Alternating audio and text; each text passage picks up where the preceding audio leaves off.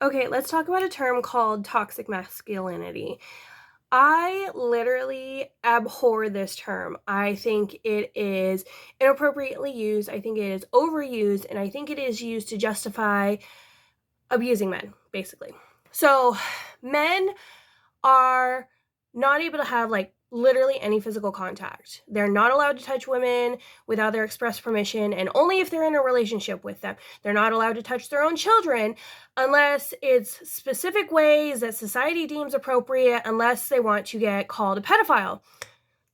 They are not allowed to like hug up on their bros or, have any of that energy unless it's in really controlled, really welcoming environments, unless they want a bunch of people judging them for being gay. Men at every single turn cannot have any kind of intimacy unless it is deemed appropriate by their partner or by society. So all the things that men and boys learn how to do, roughhouse, express their emotions with that rough physical contact, or anything like that, slightly aggressive behaviors, to just blow off steam, they're not allowed to have. And if they do, that's called toxic masculinity. And yet, that's inaccurate. That's just men.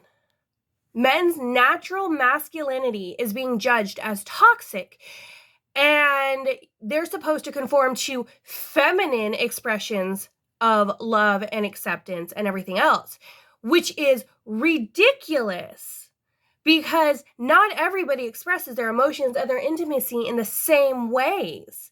So you're going to tell men, you can't do any of the things that you naturally do because if you do, you're toxic. Now, yes, there are some ways that behaviors are toxic. That's abusive. But women do the same ones. So it's not categorized for male and female. It's aggressive behaviors that are harmful. Those are toxic.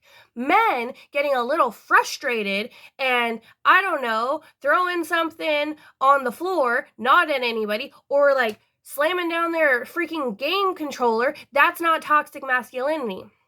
A man getting frustrated and finally yelling at somebody who's been nagging them forever and ever and ever and ever is not toxic. A man wanting clear expectations from his partner is not toxic.